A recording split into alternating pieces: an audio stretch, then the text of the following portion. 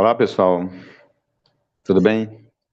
É, Hoje vamos falar de um assunto bastante interessante, sobre DSTs, não é isso? Ou seja, infecções, doenças sexualmente transmissíveis, que hoje a gente chama de ISTs, né? São as infecções sexualmente transmissíveis. É um assunto interessante, importante, porque a gente consegue diferenciar as infecções de um modo geral para aquelas que são relacionadas ao contato sexual, certo?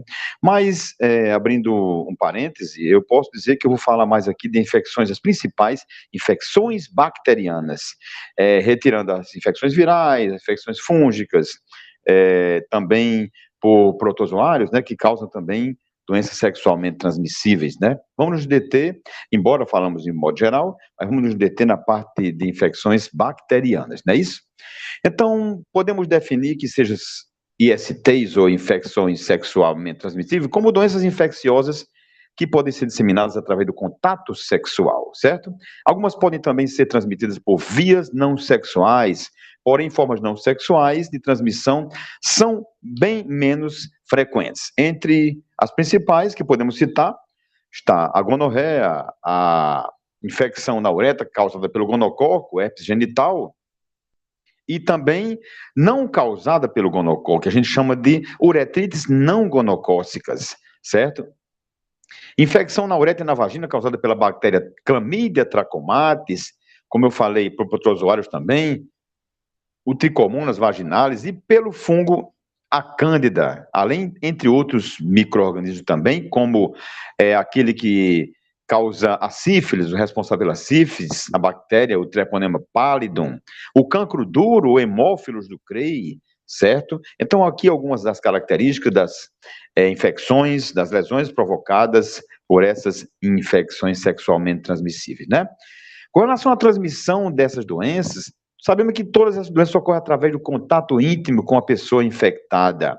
Também a gente sabe que tem algumas que não é obrigatoriamente a partir do contato íntimo pela relação sexual, certo? Tem algumas que, por outro contato, que nós vamos citar, como o contato com gotículas de secreções, pode também adquirir essa infecção, né?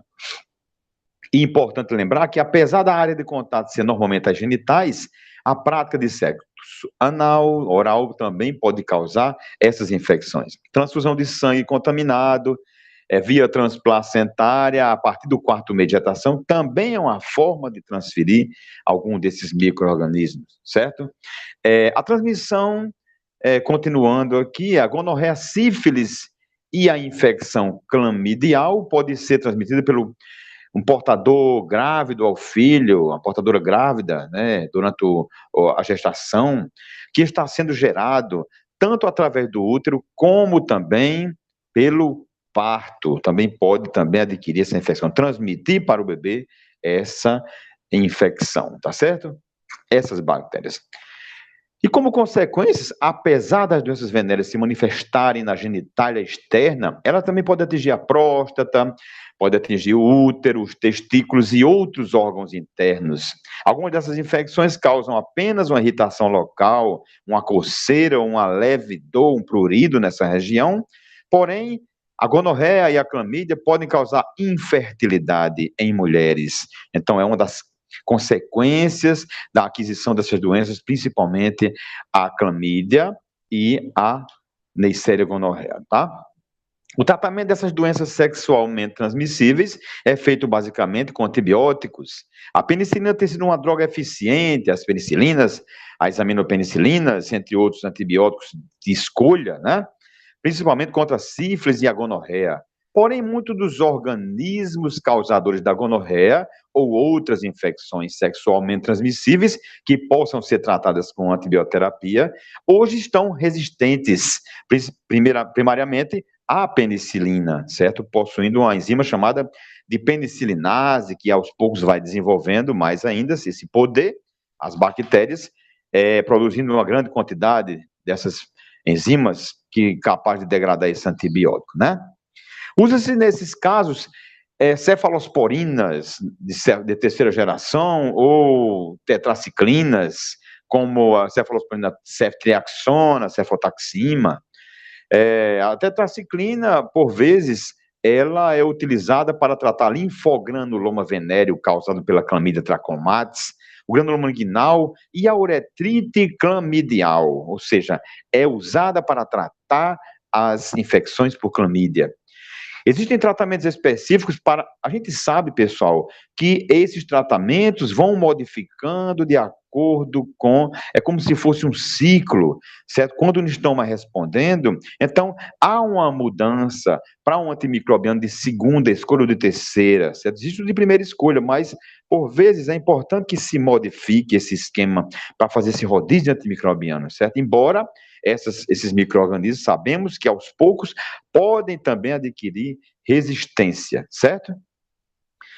Existem tratamentos específicos para a maioria das doenças sexualmente transmissíveis, com exceção do molusco contagioso que é causado pelo poxvírus, que é um vírus de DNA, certo? Então, existem tratamentos inespecíficos para esse caso aí, certo? Embora que para os outros casos é mais fácil de tratar com antimicrobianos, no caso das infecções sexualmente transmissíveis, causada por bactérias. A prevenção e o controle. Eu estou passando para você uma forma geral, uma generalidade sobre as ISTs, certo? A única forma de se prevenir a dispersão das doenças sexualmente transmitidas é através da localização dos indivíduos que tiveram contato sexual com pessoas infectadas e determinar se esses também necessitam de tratamento. Então, nós sabemos que, entretanto, essa localização é bastante difícil, especialmente porque nem todos os casos são reportados.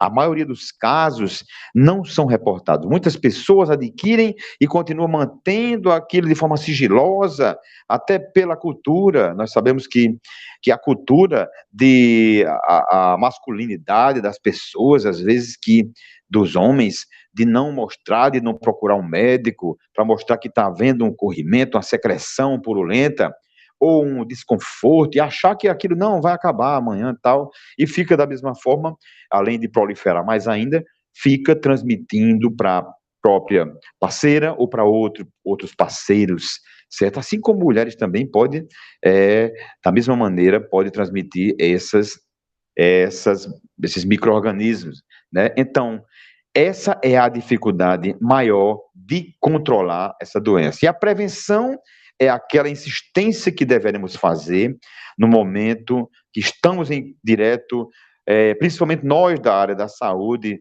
nós que estamos como educadores, que estamos aqui participando de alguma forma de educar essas pessoas, produzindo dados indicadores e orientando de forma adequada esses indivíduos. É importante que a gente leve essas informações para ele de forma correta, né, para evitar que surja um maior índice dessa doença, que se espalhe mais ainda, né? Então, vamos citar algumas das principais doenças infecciosas transmissíveis, das infecções sexualmente transmissíveis. Condiloma acuminado. O condiloma é uma designação genérica do papiloma vírus, o HPV, certo? Outras denominações, como condilomatose, condiloma acuminado e crista de galo, também podem ser usadas. A exemplo do herpes, o condiloma tem período de latência, ou seja, remissão, variáveis de um indivíduo para cada indivíduo, que ele pode se manter de forma de latência, certo? Esperando uma oportunidade para exacerbar essa doença. Aqui é um vírus que causa o papilomavírus humano, que causa o HPV, o tão conhecido HPV, né? Eles causam lesões verrucosas, a princípio microscópicas, de difícil visualização a olho desarmado, ou seja, a olho nu, né? Que vão lentamente crescendo com lesões sobrepostas umas às outras, formando a designação popular de crista de galo. Aqui na região peniana, com o acúmulo dessas lesões verrucosas, que a gente chama de crista de galo. Isso aos poucos vai acumulando e não vai procurando o médico, não vai procurando tratar, pela cultura, pela vergonha, sei lá, de alguma forma é importante que a gente quebrar esse protocolo, né? nos homens e nas mulheres podem acontecer da mesma forma, né? Podem chegar indivíduos com higiene precária, a lesões coalescentes e grandes como a palma da mão de um adulto, quer dizer, tanto pequenas como enormes, pode acontecer que apareçam esse tipo de lesões, né? Seu contágio é quase que exclusivamente sexual, gênito genital, orogenital ou gênito anal, e sua manifestação depende da imunidade do contaminado. É importante lembrar que sempre o sistema imunológico está participando diretamente dessa imunidade, ou seja, dessa defesa contra tanto micro-organismos de forma bacteriana, como também fungos, como também os próprios vírus, como o HPV, né? Condilomas acuminados em sulco, balano prepulcial e na glande peniana. Nós observamos aqui, tanto na glande como na região do prepúcio, na região anal, na região vulvar ou perineana, também observamos a presença dessas essas lesões verrucosas, né? E aqui são as lesões condilomatosas mais clássicas, certo? Isso aqui são localizadas, mas podemos observar, em alguns casos, apresenta-se, a partir da anamnese, você pode observar esse condiloma, essas cristas, essas lesões verrucosas em parte do corpo, certo? Então, eventualmente recorre-se para o diagnóstico laboratorial a uma biópsia da lesão suspeita, mas é essencialmente clínico e com uma característica peculiar ao HPV, certo? As uretrites. Uretrites é a designação genérica para processos inflamatórios ou infecciosos da uretra, que é o canal que conduz a urina da bexiga para o meio externo ao urinarmos, ao ato de fazer xixi, né? Tanto na masculina quanto na feminina. Então, uma inflamação, uma instalação de micro-organismos nessa região da uretra, seja na uretra distal, na região proximal também, ou aqui próximo também à próstata, que pode acumular nessa parte da uretra, bactérias que podem levar tanto a uretrite como também a prostatite, a inflamação da próstata, não é isso? Da mesma forma, no trato genital feminino, essa uretra pode também ser acometida por algum tipo de micro-organismo, principalmente aqueles micro-organismos fastidiosos que são de difícil crescimento, né? Os sintomas da uretrite compreendem, primeiro, descarga uretral, que é a secreção, que é aquele exudato, seja seroso, seja purulento, seja de forma pastosa, liguenta, certo? Ou transparente, incolor, esverdeada, amarelada, que varia de acordo com o agente etiológico. De acordo, desconforto urinário também, observa-se ardência ou dor para urinar, às vezes uma sensação de coceira, principalmente na parte terminal da uretra, perto do meato urinário, da glande peniana, certo? Ou na saída da uretra, no meato uretral distal da uretra feminina também. Esses três principais sintomas podem variar de intensidade de acordo com a doença. As uretrites infecciosas são doenças sexualmente transmissíveis, que é o nome atualmente aceito para as antigas doenças venéreas, que hoje nós chamamos, no novo conceito, de infecções sexualmente transmissíveis, as ISTs. Termo este empregado no passado, quando existia a blenorragia, muito antigo, acho que algum avô de vocês, ou o próprio pai, pode ter mostrado a vocês que existia esse nome, que é a blenorragia, que era gonorreia, e a outra que era mais conhecida era a sífilis, que dominavam o cenário das infecções sexualmente transmissíveis, né? Ainda deste conceito, temos a classificação das uretrites infecciosas. Como separaríamos uretrites gonocócicas, aquelas que são causadas pela Neisseria gonorreia, pelo gonococo, e as não gonocócicas, aquelas que tinham outra origem, outra etiologia, que nós podemos citar, no caso, as micoplasma, ureaplasma, clamídia, cândida, que não seja a Neisseria gonorreia, né? A uretrite gonocócica produz extremo desconforto uretral, com dor, ardor, urgência urinária e secreção abundante, esverdeada, amarelada ou esverdeada, que suja a roupa íntima do portador, certo? Aqui é uma característica da secreção purulenta que sai através da uretra, nessa uretrite gonocócica, né? O diagnóstico laboratorial, como é que nós realizamos o diagnóstico laboratorial? Através da microscopia da secreção, que faremos a coleta, utilizando uma alça de platina ou um suave especial, que é um fininho com ácido de arame específico para esses orifícios menos calibrosos, né? Primeiro a microscopia, através do método de Gram, e posteriormente, ou simultaneamente, a cultura da secreção em meio de cultura apropriado, meio suplementado, água chocolate, dependendo a gente não sabe qual é a bactéria que está ali. Então, é importante que seja semeado em meios apropriados. Água sangue, água chocolate, outros meios de culturas mais ricos, que possa ser isolado esses micro-organismos. Quando nós avaliamos a microscopia colada pelo método de Gram, de uma secreção com suspeita de gonorreia, nós observamos a presença de células epiteliais, algumas vezes, e neutrófilos, ou seja, polimorfonucleares, com bactérias dentro dessas células, ou seja, intracelulares. Diplococos gram-negativos, né? Os gonococos são diplococos gram-negativos intracelulares. Aqui é uma célula, um leucócito, ou seja, um polimorfo nuclear cheio de bactérias dentro, diplococos gram-negativos, os gonococos, que é a característica, a morfologia específica para esse tipo de micro-organismo, né? As uretrites não gonocócicas são mais comumente causadas por um grupo de germes, a clamídia, o micoplasma e o ureaplasma urealítico. Micoplasma hominis, clamídia trachomatis, ureaplasma urealítico, certo?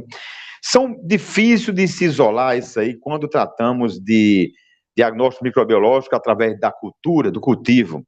Praticamente hoje, nós utilizamos métodos de diagnóstico diferenciados, como a imunocromatografia ou outro tipo através da sorologia também pode ser realizado, como a imunohistoquímica também pode ser feito, tá certo? Para pesquisa dos antígenos, do micoplasma, antígenos específicos do ureaplasma ou da clamídia, certo? A sintomatologia pode ser escassa dessas infecções não gonocócicas, com pouca ou nenhuma secreção no início da doença. Um dos sintomas mais comuns é o misto de ardência para urinar com a coceira após urinar, certo? Um pouquinho de ardência queima nessa região. Na suspeita desse tipo de uretrite, deve ser realizados exames laboratoriais para se tentar descobrir o germe responsável.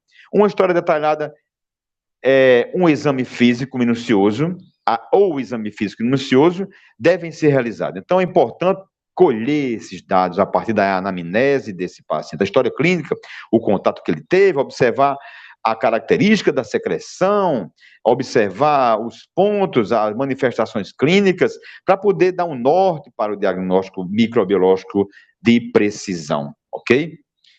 O diagnóstico laboratorial é realizado, como eu falei, a partir de testes imunológicos ou ELISA,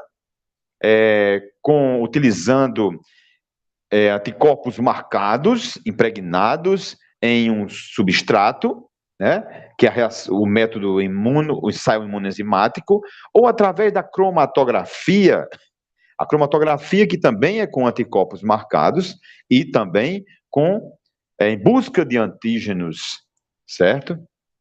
Aqui utilizamos um cassete e realizamos através da coleta dessa secreção esses testes imunológicos, certo? Tanto a cromatografia como a ELISA, como outros métodos podem ser utilizados, mas esse é o mais utilizado na rotina laboratorial, certo? O ELISA, a cromatografia, e aqui também, para pesquisa de micoplasma e ureaplasma, utilizamos a mesma forma, tá certo? Métodos microbiológicos, cultura e bacterioscopia dessas lesões, as uretrites não gonocócicas, são importantes também para o diagnóstico dessas lesões. Ou seja, pesquisa de clamídia, observamos a presença de inclusões citoplasmáticas, já que é uma bactéria que ela reproduz dentro da célula, ela reproduz de forma intracelular, é um parasita intracelular, e utilizamos a coloração de Giemsa, que é o Giemsa, para observar e visualizar essas inclusões citoplasmáticas, certo? Que são tipo vacúolos, onde essas bactérias se aglomeram, se reproduzem, certo? Com relação à candidíase, a candidíase é uma infecção causada pela Candida albicans ou outras espécies de cândida, como a Candida cruzi, Candida parapsilose, Candida dubliniensis, a Candida glabrata, certo? Então, várias Candida tropicalis, muitas cândidas, só que a mais prevalente nessas infecções sexualmente transmissíveis, é a Candida albicans. E não é obrigatoriamente uma DST, porque já que ela pertence à nossa flora normal, ela pode causar essa doença sem necessariamente ser transmitida através do contato sexual, certo? Então é por isso que nós tratamos ela de forma separada, mesmo dentro das doenças infecciosas, das infecções genitais, tá certo? Ela também pode ser transmitida através do contato sexual, tá bom? Mas não necessariamente é causada apenas pelo contato sexual, tá bom? No homem pode causar a balanopostite ou postite por cândida, e na mulher a vaginite ou cervicite da cândida, ou seja, naquela região da glande, naquela região do prepúcio, pode haver essa infecção, a proliferação desses micro-organismos, assim como na região endocervical e na região da vagina também pode haver essa proliferação e lesões causadas por essa cândida, tá? É um fungo que habita normalmente no nosso organismo, tendo a função de saprófita, ou seja, alimenta-se de restos celulares, de células mortas, restos de nutrientes deixados por outros micro-organismos, no aparelho genital. E como qualquer outra micose, gosta de ambientes quentes e úmidos, como a vagina e o prepúcio. São regiões especiais e facilita exatamente essas características, ser quente e ser úmido, facilita a proliferação de micro-organismos, principalmente os fungos, como a Cândida, certo? A Cândida albicans ou entre outras espécies, né? Aqui mostrando a candidíase na mulher, placas fúngicas, mostrando esse exudato branco leitoso, e no homem a presença de algumas lesões, inclusive nessa região do prepúcio e da glande. A candidíase surge já nas primeiras horas, uma ardência ao contato com a secreção vaginal ou a própria urina, bem como a pele torna-se avermelhada, brilhante e friável, certo? Arde muito, inclusive forma um edema nessa região que está com essa coceira, né? Descama com facilidade ao toque. E esse prurido é que faz com que aumente essa reação, essa formação desse edema. Na mulher, o sintoma mais importante é o prurido vaginal, ou dos lábios da vulva, seguindo ou não de secreção vaginal, o corrimento branco. No período menstrual, como a intensa descamação do endométrio e perda de sangue, que são células mortas, junto com leucócitos, também células sanguíneas do tecido epitelial, células descamativas, há um aumento da população de cândida, já que a imunidade baixa um pouco, então faz com que isso prevaleça, ou seja, tanto os fungos como a cândida, como outros saprófitas possam colonizar essa região, tá? Pois há uma quantidade maior de restos celulares a serem removidos do organismo. Então, durante o período menstrual, os cuidados têm que ser redobrados para evitar uma colonização por esses micro-organismos saprófitas, principalmente a cândida. O uso prolongado de antibióticos que não agem sobre fungos pode trazer uma seleção destes, ou seja, pode fazer com que haja uma seleção desses micro-organismos, aumentando sua população no organismo, por exemplo, a formação de estomatites ou lesões na cavidade oral, né, que a gente chama sapinho.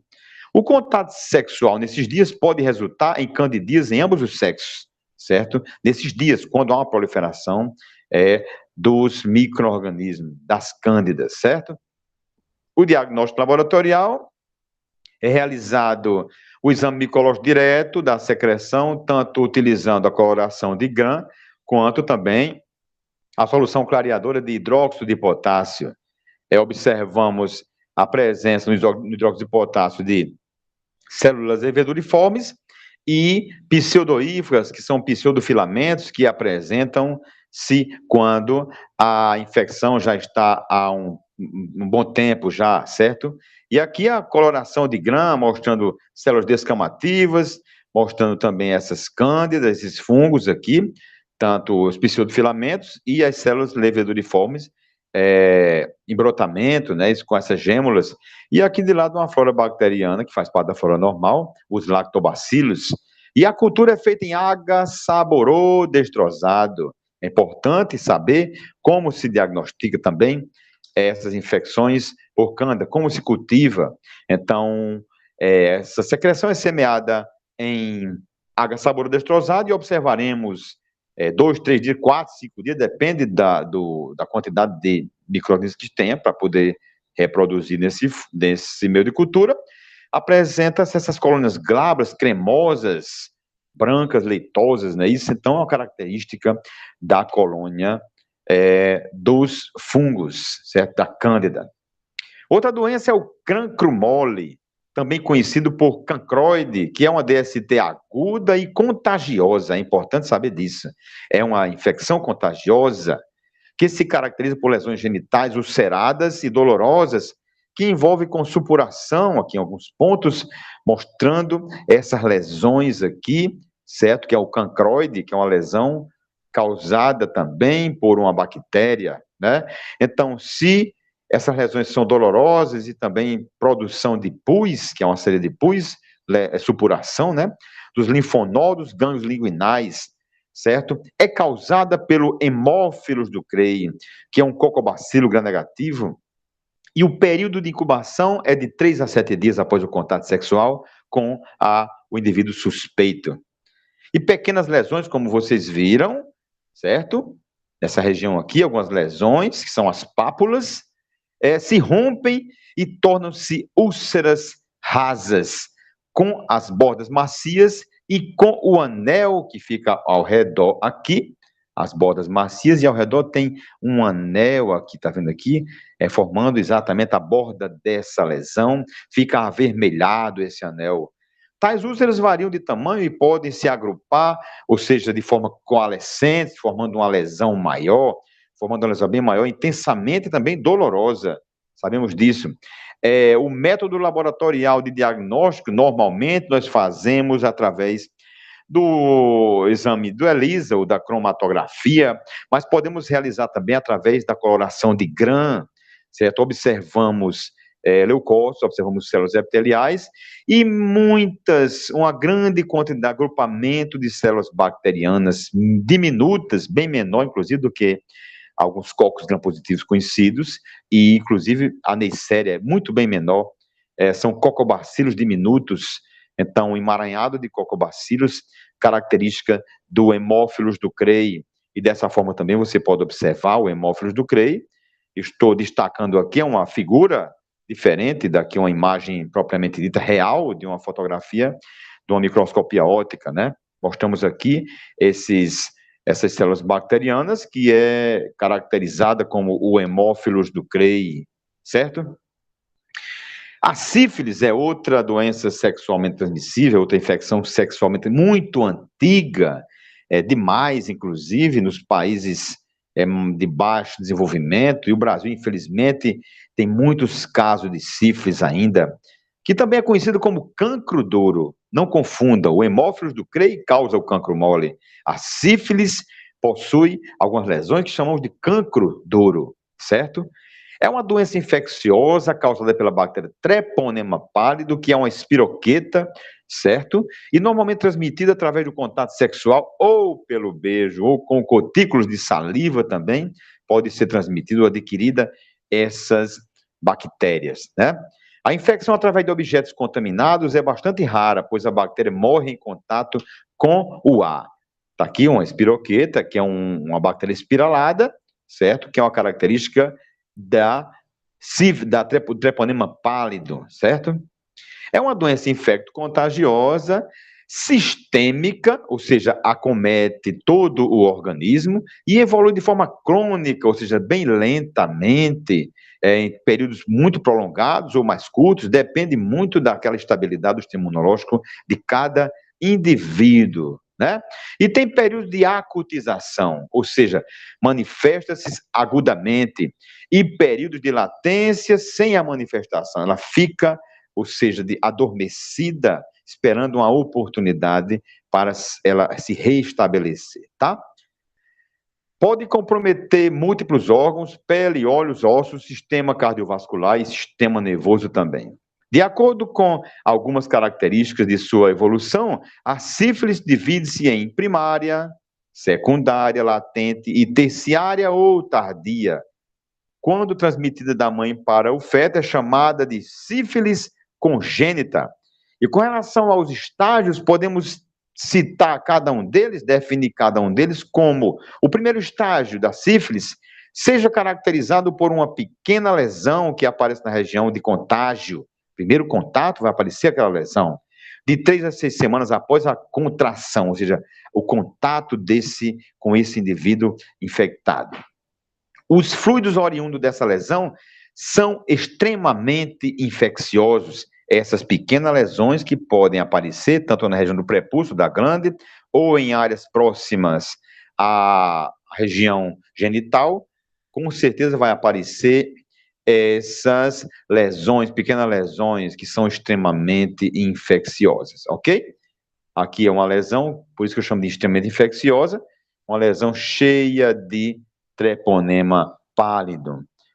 O segundo estágio, que manifesta-se cerca de 6 semanas mais tarde, ocorre um repentino aparecimento de lesões, úlceras doloridas, desenvolve-se na boca, assim como em várias regiões do corpo, ou seja, através da corrente sanguínea, ele pode se instalar, certo? Desde o primeiro ponto, daquele primeiro estágio, chega até outros pontos, certo? Como a boca e outras regiões do corpo, lesões em forma de pequenas protuberâncias, também altamente infecciosas, que podem aparecer também na região genital.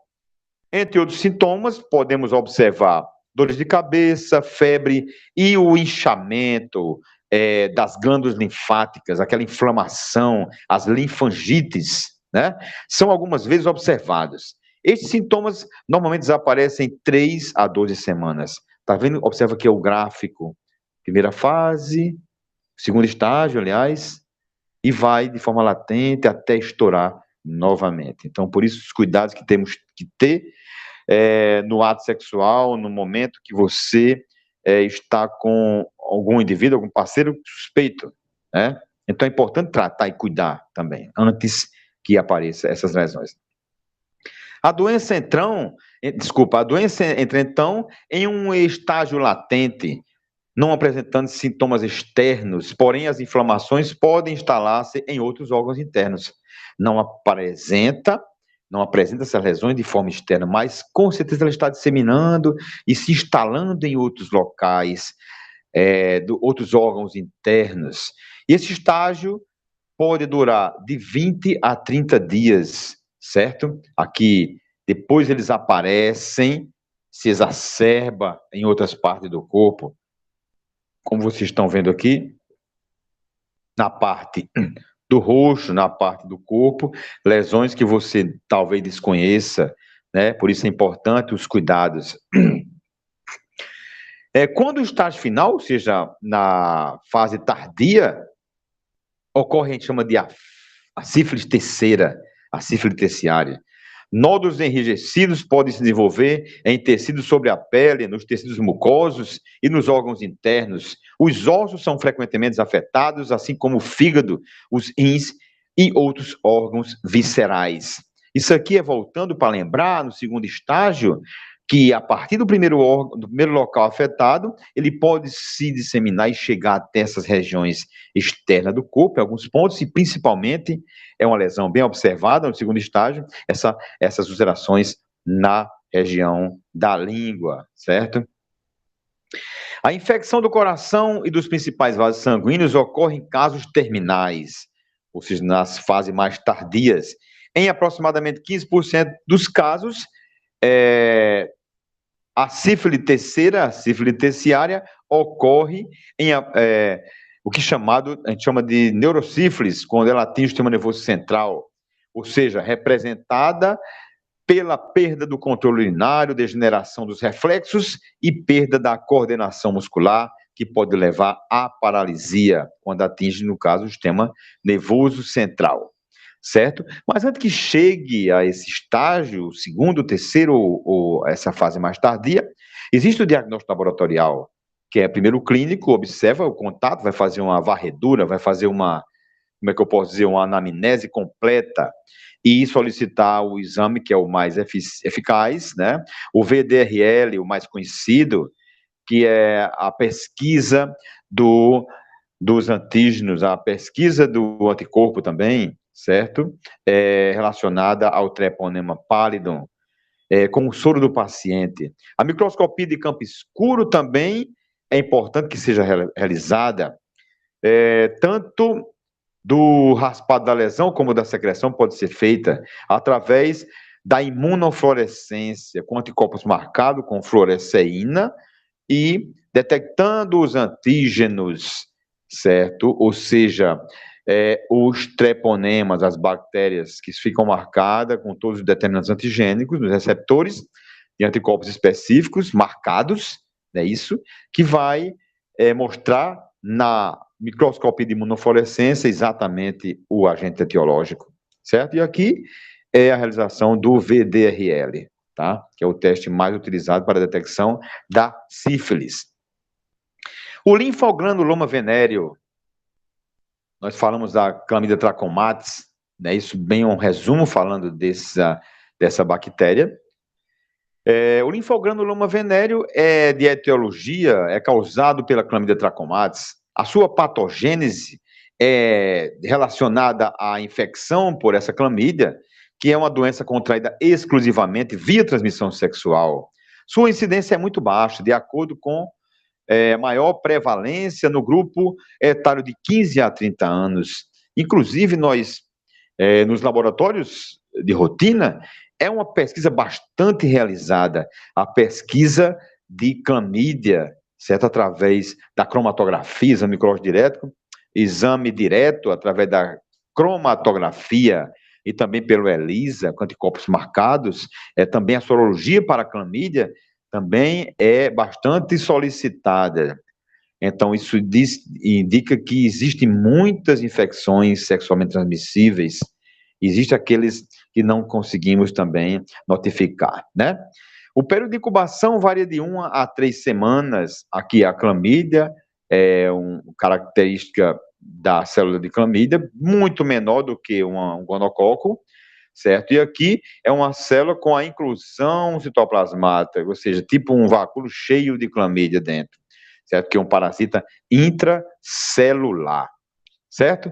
A sintomatologia do linfogranuloma venéreo manifesta-se com lesão inicial de tipo pustuloso, frequentemente despercebida, e em seguida surge a adenopatia inguinal, ou seja, uma inflamação unilateral, conhecida como bubão, que pode passar à fase supurativa, certo? É unilateral, mas observamos em outros casos que elas podem se apresentar posteriormente de forma bilateral, mas inicialmente é unilateral, certo? Aqui observamos aqui o bubão, certo? Ou adenopatia inguinal, ok?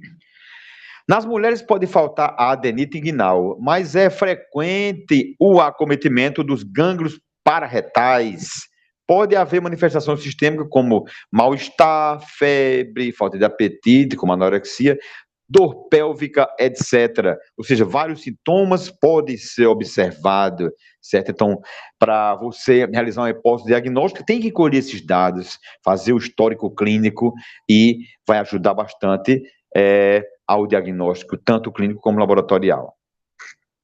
O tratamento da adenite, desse bubão, é o repouso e calor local. Quando a adenite for maior de 5 centímetros, aspirar com agulha de grosso calibre, pode ser feita a lavagem com antibiótico. Essa adenite é aquele acúmulo daquela secreção ali, também, além da secreção, tem esse acúmulo de líquido nessa região desses linfonodos, tá? O diagnóstico laboratorial por bacterioscopia direta, realizada através da coloração de Gienza, pode ser feita a cultura, que é menos procurado, né, já que é mais complicado você isolar uma bactéria fastidiosa. Pode ser realizada também a sorologia, pode ser realizada também a pesquisa desse antígeno através da cromatografia e por imunofluorescência também, né? Aqui a pesquisa direta através da coloração de Gienza, que é o GIMSA. Observamos que é um corante composto que vai corar de vermelho, rosa avermelhado, as inclusões que estão com essas clamídias dentro das células epiteliais, dessas células que estão envolvidas, as células que estão parasitadas por esse micro-organismo. Os testes sorológicos podem ser realizados também através da cromatografia e a imunofluorescência direta também, ou indireta, ok? Então é isso, a nossa aula de hoje foi sobre infecções sexualmente transmissíveis, com exceção da SIDA, da síndrome da imunodeficiência, que é a AIDS, mas você viram de forma geral as principais infecções sexualmente transmissíveis, ok? É isso, pessoal.